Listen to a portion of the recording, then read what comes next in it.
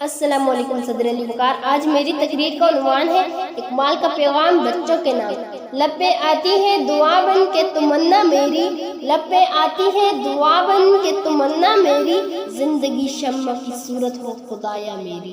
صدر علی مرتبت و حاضرین خوشبہ عظیم فلسفی مفکر اور شاعر حضرت علامہ محمد اقبال نے جہاں نوجوانوں، بوڑھوں، عورتوں، سیاستدانوں، مذہبی رہنماؤں کو اپنی شاعری کے ذریعے صراط مستقیم دکھا کر ان کا شان منزل متعین کرنے کی کوشش کی، وہاں آپ نے بچوں کی بھی رہنمائی فرما کر انہیں زندگی کی ایک خاص سمت عطا فرمائی، جس کا واضح ثبوت آپ کی مختلف نظمیں ہیں جو آپ نے موقع بموقع طفلان وطن کے لیے لکھی اور پڑھی۔ ارباب ذی شعور اپنی ایک مشہور نظم مکھرا اور مکی میں علامہ محمد اقبال نے حشامت جیسے قبیح انسانی دشمن عنصر پر روشنی ڈالی ہے، یعنی دشمن اپنے شکار کے لیے جو سب سے مہلک ہتھیار استعمال کرتا ہے وہ اس کی حشامت ہے۔ حشامت سے حریف خوش ہو جاتا ہے اور وہ اپنے دشمن کے نرد میں آ پھنستا ہے، لہٰذا ہمیں حشامتی افراد سے بچنا چاہیے کہ ہمیں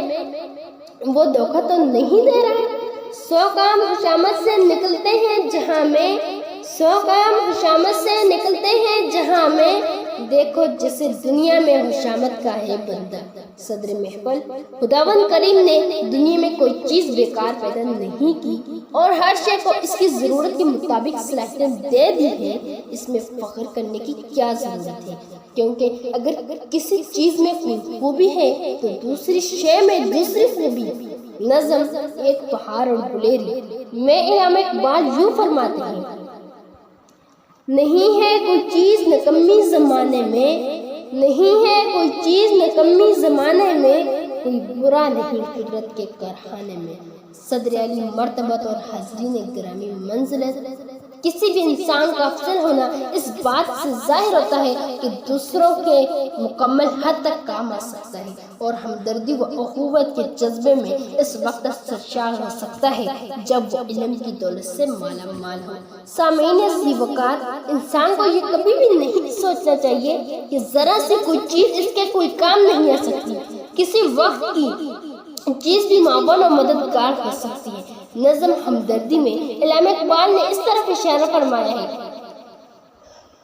ٹہنی پہ کسی شجر کی تنہا، بلبل تھا کوئی اداس بیٹھا، کہتا تھا رات سر پڑائیے، پہنچوں کس طرح آشیانے تک، ہر چیز پر چھا گیا ہے اندھیرا، سن کر بلبل کی آہوزاری، جگنو پاس ہی سے بولا، حاضر ہوں مدد کو جان و دل سے، گرا ہوں اگرچہ ذرا سا۔